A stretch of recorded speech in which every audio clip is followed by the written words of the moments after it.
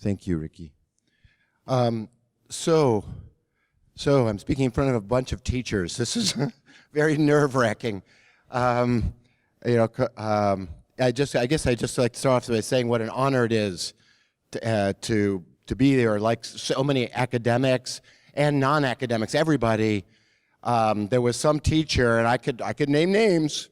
There's some teacher there that somehow said, well, if you got some ideas, Randy, and you want to do something, maybe you could do it. There was a couple people there, and that I think we all got that story, and so it's just such an honor to be here in front of you, and I just hope that I'll have a couple of things to send you on your way, some things to think about, and if there's anything that I'm telling you that you do find interesting, I can send you some materials. I'm writing a book, I'm completing a book on this topic and can kind of give you a little bit more to work with if you want. So my assignment is to talk about incentivizing behavioral change. Don't know how to run clickers, of course. So why incentivize renewables? So your training is about renewable energy, and I'm supposed to talk about incentivizing. So let me just ask you, why incentivize? Okay, climate change, okay? Anybody else? Motivation, okay, all right, fine. But why incentivize? Why incentivize? Climate change motivation? Why? Well, the reason is because the only reason we need to incentivize means some sort of public policy, right? And so there's got to be some sort of disconnect between what we think the private sector would do and what we want them to do. There's got to be some sort of disconnect there, otherwise there's no public policy implications, right? The private sector would do, those two goals would line up, and let's face it, a lot of times they do, right? A lot of times they do, right? Like, coffee, right? Coffee, the social and private goals line up pretty well, not bad, right?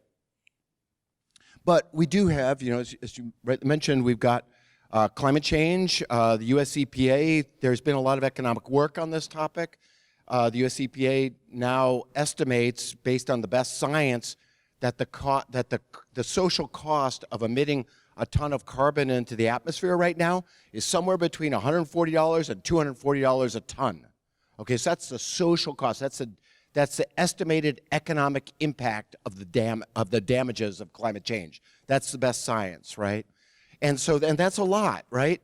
Imagine if people were required to pay those costs, all those gigatons, right? A lot of money. So there's a potential disconnect right there. Is they're causing all those emissions from fossil fuels, causing all this damage, and there's nobody's paying that $200 a ton, right? So that's a possibility. That's a possibility there. And then promotion, the incentivizing of renewables, is kind of one possibility for. And so there's a couple of rubs there. The first of all is there's a presumption that this is the best strategy, right? So we're weighing in with public policy. We're saying, well, we're all in on these renewables, which sometimes that kind of weighing in works out, sometimes it doesn't. And just because there's an external, I know you've heard the term externality, just because there's an externality does not mean we necessarily, that could kind of sometimes can take care of itself, or it's not worth it for public policy to weigh in. So there's a couple of possibilities, there's a couple of things that cut a couple different ways. So, the way I like to think about these kind of questions is in terms of ecosystem services. How many people have heard of ecosystem services? Oh, all of you. Okay, perfect. So you know that these are the benefits that humans get from nature, right? Okay, it's what has nature done for us today? Okay, and so I'd like you to consider that in two dimensions. On the horizontal axis is the degree to which that service can be depleted. Or another way to say that is that do they compete? Does uses compete? Are they rivalrous? Right? Can I not have it when somebody else has it? And the other dimension is in terms of excludability, difficult to exclude or easy to exclude, okay? And so I'm just thinking about depletability right now. I think that's enough for us. And so in the top left, you see what I'm calling private services. And I would like to note that when we manage the environment, we do not manage ecosystem services. We manage assets, right? So we manage clean air. We decide what happens to the clean air. Do we emit the fumes into it or do we not, right? So we manage the asset for ecosystem services. The ecosystem services flow out. And one way to think, I often think of the kind of the magic of nature, is that in contrast to human-made assets, natural assets sort of spew out all these ecosystem services. I mean, think of a forest or the air, what it can do for you. It just kind of explodes with ecosystem services that we benefit from, but there's conflicts between those. That's the thing, is there's conflicts, and nowhere in clean air is a great example of that, and that used with regard to energy, I think is really important. So we can have excludable, depletable private ecosystem services like the opportunity to pollute. Okay, we think of pollution as bad, but you can also, it would really be inconvenient if the environment just did not, for somehow magically, just did not have the capability to absorb our waste, right? That would be really convenient. I couldn't have drove here today, right? So that's a private service, and if I pollute, there's no way you can pollute the exact same smoke because what's behind that is burning of fossil fuels, and then it comes out the tailpipe. So it's a private service. I've benefited completely from that service that the environment gave me. And then let's face it, these fossil fuels, they're reliable, they're energy rich, they're convenient, all that. We get huge benefits from that use of the clean air to allow us to use these fossil fuels. That's a private service. If I use it, I can exclude you from it. It's my fuel. And furthermore, I'm depleting it in the process. So anything that has that characteristics, it's perfect for the market. Absolutely perfect, right? Because, we can't share it. There's no way to share it because it depletes, and it's easy technologically to exclude. So most of the stuff that's in the private sector has those characteristics really strongly. Typewriter, my flash drive in here, coffee, the food that we just ate, all that's perfect private good because you deplete it and you can't and you can easily exclude. But the difficult to exclude, that's where we get into the rub from an economic standpoint. Because the clean air also provides climate stability. You mentioned climate change. If the air is clean, we also get a stable climate along with that. We also get respiratory health. We also get no acid rain, a bunch of things. But those things, while they do deplete when we pollute into it, so they do deplete, which is super inconvenient, but it also has the equally inconvenient property that it's difficult to exclude because there's billions of us, right? We're all running around, messing up those ecosystem services, right? Through our actions. And so many, I'm going to talk about it in a second, so many of those are unobservable. And also, if you think about it on the difficult to exclude side, it's hard to imagine any business is getting super excited about something that is truly difficult to exclude, right? Because they can't, the essence of making money is that you exclude. You say, hey, happy to do it, but this is the cost of it, right? You have to be able to exclude. So a corollary on that side is that you don't have this huge power of the private sector inherently pushing this forward like you do in the left box, right? And also going along with that, you don't have markets. So there's no market in climate stability. There's no market inherently in respiratory health, right? And then because we have no markets, we've got no prices. So we don't, as we look at this, we don't know the value. We have to guess, or we got to kind of do a bunch of analysis, whereas, what's the value of a good cup of coffee? $3.25, right? No problem. We know the value. The common, what we call common pool services, It's difficult to know the value, and that's tough. So the key point number one here about kind of on the subject of kind of why do we want to incentivize is first that there are conflicts between these private and common pool ecosystem services that create incentives for what a technical term, moral hazard. That just means pushing risks off of yourself onto the common, onto the society as a whole. Moral hazard. You can just think of it as socially bad behavior. It creates huge, those temptations to be up in that left box, to emphasize that left box, creates temptation for bad behavior, bad social behavior. That's key point number one, why we might want to incentivize. And this environmental moral hazard is 100% garden variety normal. In fact, I got a question for you. Can you name one thing today that you did, big or small, that you deliberately and at least partially unnecessarily did that degraded natural resources? That you deliberately harmed the environment, you knew you were doing it, and you said, well, that's just how it goes, right? Okay, you drove your car here. Now, did you have a choice? Okay, so yeah, don't feel like I had a choice either. Something deliberate. Okay, turned up the heat. Okay, turned up the heat in the hotel room, right? Yeah, I mean, could put on another sweater, right? Okay. Okay, so you chose the environmentally beneficial alternative. Did anybody choose the half and half? Yep. Okay. Yeah. And there's nothing wrong with it, right? That's what it's there for, right? It's a lot of these choices. I mean, if I hadn't asked this question, we'd never have known that you wrestled with that choice and you kind of came down in that way or however. We'd never know. It's completely hidden, and there's billions of these decisions that occur every day that we make, and nobody's saying that, somebody like, my mom who's 85, that, my mom should be riding a bicycle. Nobody's saying that. No, she should drive, right? But there's a lot of these choices that are truly optional that we make every day, and they're totally hidden. So there's a lot of opportunities with the environment. This is one of the special things about human relationship with the environment. There's a lot of opportunities for moral hazard that complicates the management.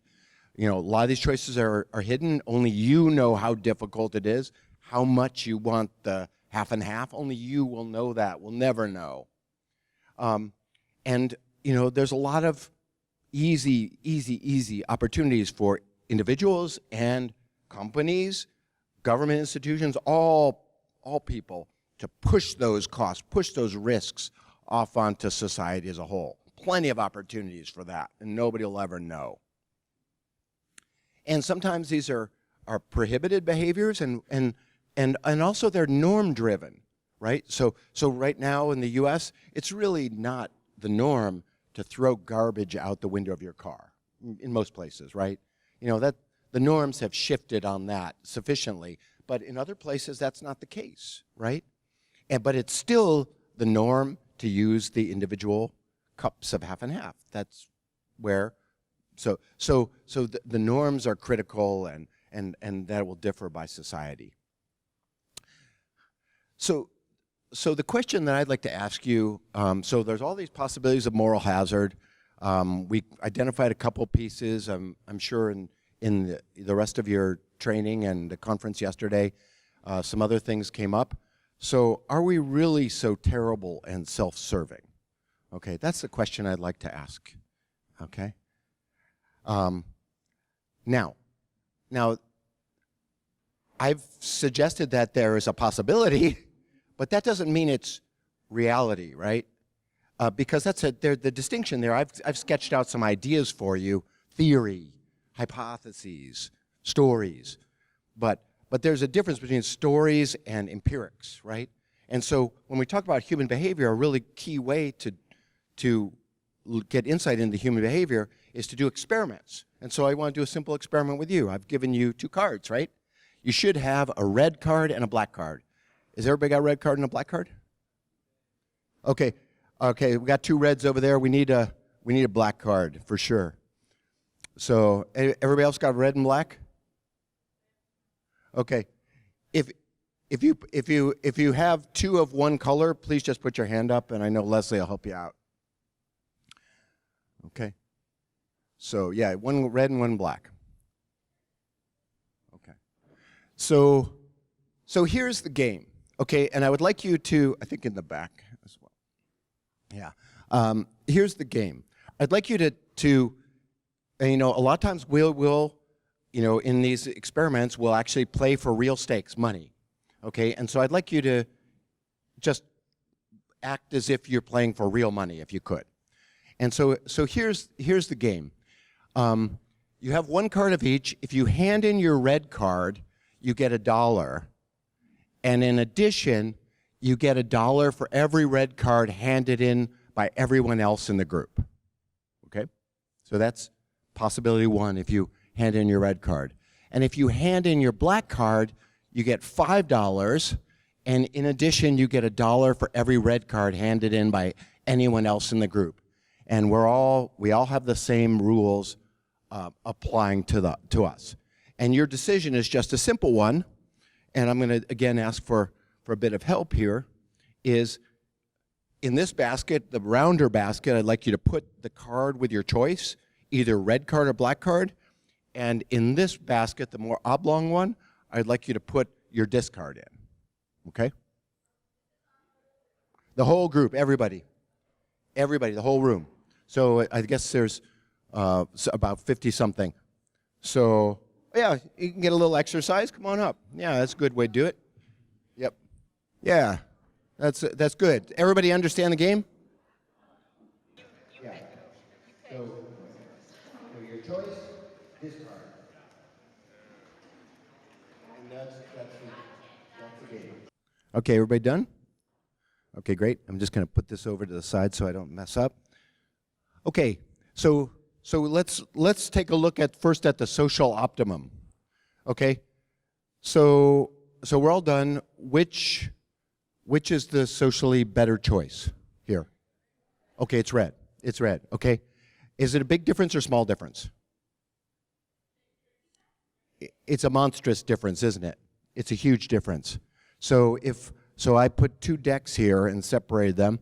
If everyone played black, the total payoff to society, the total societal benefit would have been $5 for each person times 54, if that's indeed how many people are here, for a total of $270. Okay? Everybody, we got 5. And there's 54 of us supposedly, so that would be a total of $270. Whereas if everyone played red, then the total payoff would have been $1 for each one of you, plus $1 for the 53 others. And so that turns out to be almost 3,000. So like an order of magnitude, more than an order of magnitude difference. So this was a no-brainer. This was, in the way the game is set up, this was a no-brainer about what is the way to go in terms of the total societal benefit. But the key with environment is that often there's a as we said at the beginning, there's a disconnect. There's a conflict between what's privately beneficial and socially beneficial. And indeed, this game has that built into it. It has it built into it. So best play is for everybody to play red, but when we look at it from an individual choice, that's not the case. If you played red, you get $54 if all the others played red too, just individually, and you'd get $1 if everybody else played black, right? But if you played black, you'd get $58 if all others played red, and you'd get $5 if all others played black, right? And this is a linear, this would be called a linear public goods game, so anywhere in between, it's still the same. It's always the case with this game that black dominates. So from an individual perspective, there's only one self-interested play, and that's black, because no matter what everybody else does, black gives a higher payoff, right? Okay? Just by simple calculations. So if we're all self-interested, everybody should play. There should be only black cards in there, okay? So let's see what our results are. I'll put this down and just take a look. Yeah, let's, okay, so I got some of both here. I got some of both here. Let me see how many black there are. Okay, so there's 13 black. And 20 red, okay? So 20 red. So what do we got there? And this is very typical of the results of these games, super typical, is that it's a mix, right? The social optimum is that everyone should play red by an overwhelming margin. The private optimum is that everybody should play black without doubt. And we get a mix. We get a mix. It turns out that in experiment after experiment, no matter how it's framed, whether it's simple like this or more complicated or context specific or not, it turns out that we're not as terrible as the models predict. We're not as purely self-serving, right? And maybe that goes some way to explaining why the environment is not completely destroyed already, right? Because we have these altruistic tendencies, though not perfect, right? 13 out of, 13 versus 20, people did play black. People do play black. And if I had a little time, I would ask you kind of what your motivations were. And I think that, there'll be a variety there. There'd be a variety of there. Some people just always play altruistic. They think that's the right thing to do, and they don't care about private gain. Other people say, oh, I know what I'm supposed to do. Thank you. And so they play it. So for a variety of motivations, I'm sure, as always. So everyone, just to kind of link explicitly with the environment side, and especially energy, everyone here benefits from everybody else playing red. That's the interdependence. And we have that with environment as well. This is like choosing a solar water heater, even though it's going to be a little bit of a hassle for you, right? It's going to be a little bit of a hassle. It's not going to heat up quite as well. There's going to be days when the water's not quite as warm as you might like, right? But you're willing to do that to eliminate the greenhouse gas emissions from that. And I may not have the technical part all correct, but that's just kind of putting that out there. But the individual benefit from playing black, which is kind of like using like the water heater that I have. A quick heating, natural gas fired, turn it on and it fires up, and in a half hour you've got hot water, kind of hot water heater, right? That's the playing black.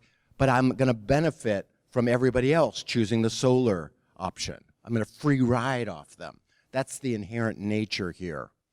And so the trick here is to create incentives. If there really is that trade-off and you have bad behavior like me, then the trick is to create incentives to kind of move us over to play the red card. And so this is a gigantic topic, and I'm going to just sketch it for you because it's enormous. The set of policies that economists have typically advocated for are pricing, getting the prices right. The idea here is that, playing the black card versus the red, it's costless. Anything that's costless, people are going to overexploit. And so it's about getting prices to line up a little better. Internalizing externalities would be the kind of way. And so the thing why economists like me have advocated for this is that it's very explicit marginal incentives. If you give people a price and there's even a chunk of self-interested behavior, they'll kind of internalize that and kind of get more in line with the social goals. So that's a good thing. And a great thing is that if you're pricing the thing that you're worried about, like in this case, like greenhouse gases, because at least, I guess I don't know enough about it, but at least it seems like there's a menu of options possible of responses, and and this allows the polluters, the emitters, to do what they see as best. So a lot of flexibility, which will drive down costs overall. So that's a good thing. But politically, this is very exposed. You're right out there saying, hey, $200 a ton, you're just wide open. So, and so we kind of don't see this, and that's often that much, as much as we economists 20 years ago promoted, certainly. And often there's associated with this, there's transfers of money from the private to the public sector, which may not be a problem if it's used well and all that, which, we'll have different views on that, but certainly politically it's an issue. And so another possibility, which I think you've heard a lot about, are regulations, where things like renewable portfolio standards, or the defunct Clean Power Plan that didn't make it through the Supreme Court, or the California carbon-free vehicle standards. You've heard a lot about this, I think. So these can be buried a bit more. These can be buried. These are not so politically exposed, not so explicit. On the negative side, it presumes that the regulators know how this should be done, right? So it's not letting the polluters kind of decide how to reduce greenhouse gas emissions. This is what you need to do. This is what you need to do. And so it's typically more costly than the more flexible alternatives. And one thing that I would think about is, you remember the hydrogen highway in California that Governor Schwarzenegger pushed? And that involves some subsidies, so it's more akin to my third point. But that was that seemed like a missed call. And that happens from time to time. Like those horrible, and I'm totally biased on this, those horrible compact fluorescent bulbs that were pushed, mercury and all. Yeah. So, sometimes we do pick losers, I think, in the public sector. And then the third possibility for incentives is something that's big right now, is subsidies. And so things like the Inflation Reduction Act, monster subsidy. Energy Trust of Oregon incentives. I know we pay for it, but we pay for the Inflation Reduction Act too, right?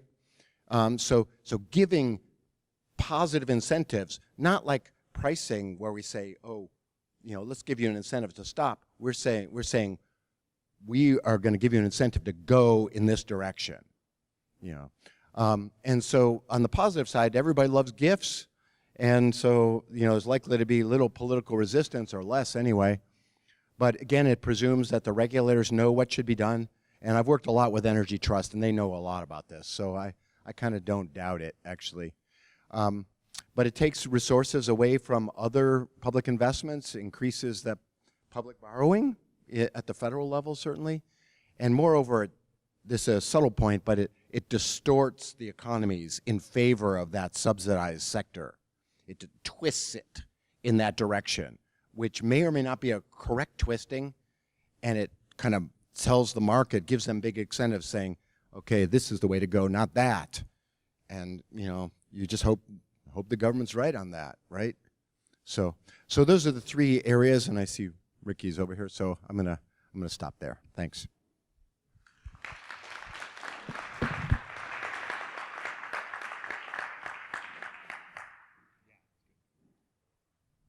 We do have time for a quick question. Hi there. Hey. My question is about about the carbon tax and cap and trade, and what opportunities or options are there to make that a more progressive tax so that it doesn't have maybe negative impacts on our, less well-fortuned people? Mm-hmm.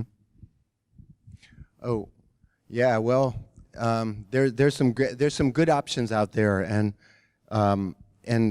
cap and trade systems have been. The U.S., as you may know, has really developed this. Europeans were very reluctant to embrace cap and trade because it felt like it was giving people a license to pollute, and that's the essence of it, isn't it? It says you for however you get it, whatever those rules are, you have the right, you have a property right over that pollution, and you can do what you want with it. You can burn it, you can sell it, you can just put it on your wall, whatever you want. So there, and those systems have been really refined, and I would say the EU right now, as with California and Quebec and soon Washington State, are really kind of leaders in that. And those seem to be working pretty well. They were pretty well. As far as addressing the kind of distributional aspects, it's clear that if you want to have that marginal, well, what I would call like a marginal incentive, a price incentive to be right, so people kind of make climate-friendly choices, the kind of the backfilling of vulnerable groups has to happen through a second channel. It has to happen through a second channel. So, a standard one would be a tax credit. So the idea, like here in Oregon, when this was being seriously considered, but didn't make it through a couple times, most of our greenhouse gases are due to transport, and so people getting to work, and some low-income folks in that boat. And so the idea then was that the money that was grabbed from the system, then people could apply for that and receive that back as a tax credit, or maybe there was even other mechanisms, I can't remember. But that's how that would have to be. The critical thing with these price-based instruments, including cap and trade, is that the price incentives stay where we want them. And then we deal with the equity issues separately, not necessarily ignoring them. I don't think anybody's ignoring them.